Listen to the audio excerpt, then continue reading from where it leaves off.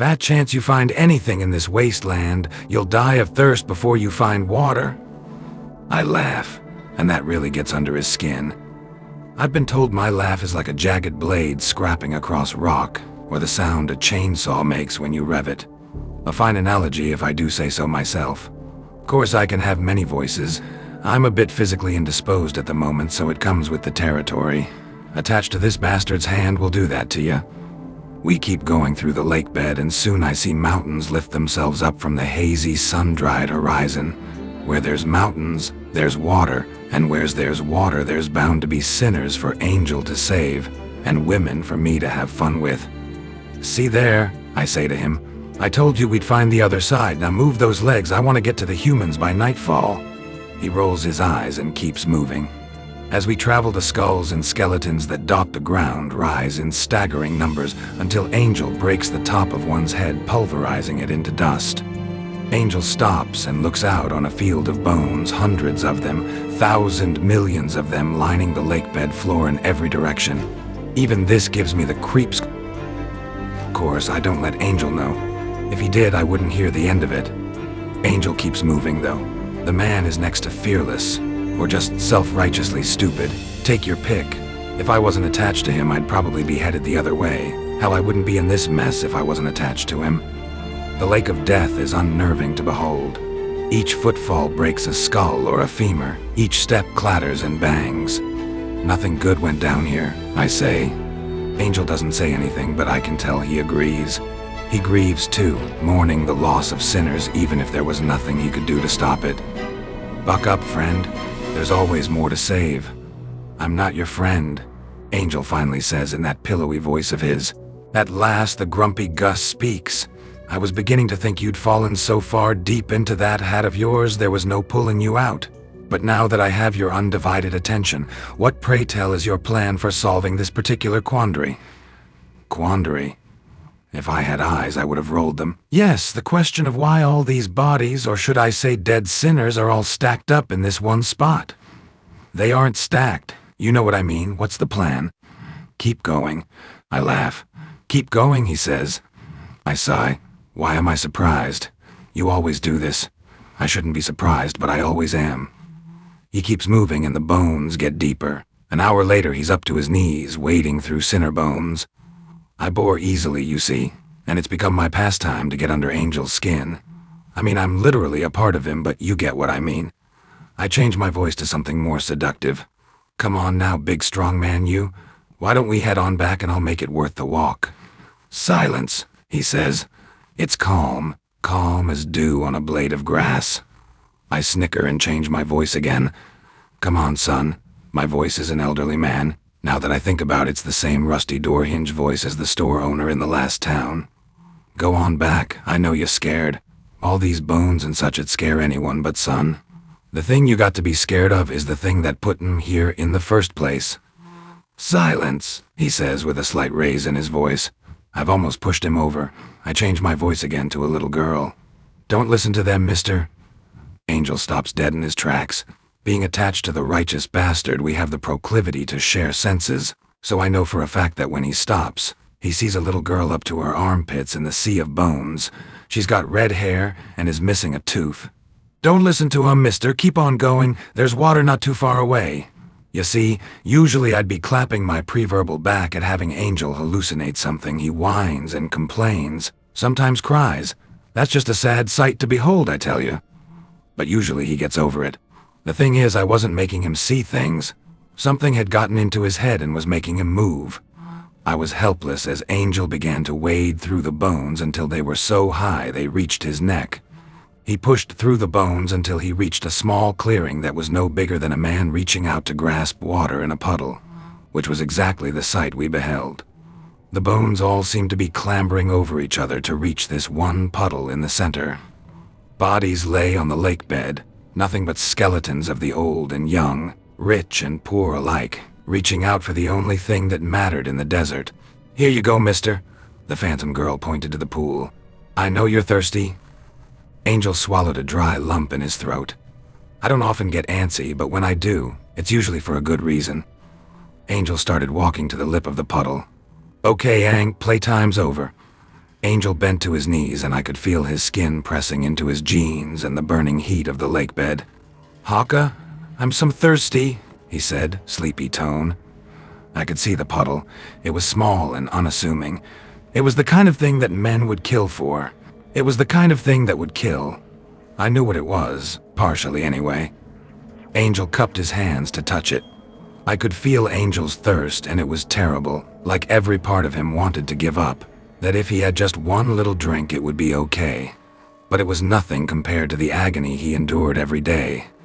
The hollowness, the aimlessness, the guilt. This thirst was nothing, and I knew it. Damn it, Angel, do you want to die? I used what little power I could gain while he was in this dazed state. Usually I let Angel have the run of his body until midnight when he was in deep sleep. I forced his right hand to stay up. It was marked in deep black scrolling runs and sigils that flared a black flame like smoke. My prison bars. You got all those sinners to save, all that guilt to undo, but if you die here, then nothing gets done. All those sinners will die, and it'll all be on your head because you got caught in some demon spell. That got to him. He blinked and was back to his old grumpy self. He kicked away from the puddle and drew his gun. The old revolver rested in his black scroll hand as he pointed it at the puddle. The old revolver felt rusted and overused. It hadn't been replaced in some 20 years and was suffering the misuse. The puddle sat innocent. I wasn't buying it. "You can knock that crap off." The puddle flexed and rippled as though something had been thrown in it. A single tendril slowly rose up 2 feet high in its center and pointed its tip at Angel. "Water demon," I said. "I didn't think there were any of you left." The water tendril tilted its head. "Is that Haka?" the demon said in an aquatic muzzled tone. Angel turned up an eyebrow. "You know him?" The water demon laughed. "Every kind knows the story of the..." The bullet exploded from the old gun, creating a puff of smoke. It slammed into the puddle. A second later, a torrent of water gushed out 20 feet into the air. The demon screamed in pain. "Let's just say I don't like talking about my past." The ground began to shack and rumble. Angel looked at the gun. "I thought the bullets in this gun could kill demons." "That wasn't the demon," I tell him. "That was just its antenna." The ground split where the puddle had been and water gushes out. Angel got the bright idea to run and started moving his legs. As the ground rumbled, the bones all began to rattle and shake, a strange metallic range out, curling the blood and stabbing the ears. Angel ran faster, pushing his way through the sea of bones. Behind him, a fish-like creature erupts from the bones. The demon's true form was large, its mouth agape, lined with razor-sharp teeth. Its eyes are bloody red. Behind its teeth, a black netherworld sat spiraling. Its scales were black and silver, and its gills are lined with sharp spikes. Attached to his head was an antenna with a bulbous blue globule attached to the end. It crawled quickly on its flippers and pushes itself forward by its whipping tail. "He's an ugly bastard," I say. I guess the water demon heard me because it let loose another bone-rattling roar. "Don't make it any more angrier," Angel tells me as he rushed forward. Behind him, the demon crushes everything before him. "I think you should use the gun," I remind him. As Angel runs, he points the gun back at the demon and pulls the trigger. The gun sparks and then puffs black smoke from the barrel and cylinder. "You have got to be kidding me," I say. "I'm coming for you, Haka," the demon bellows.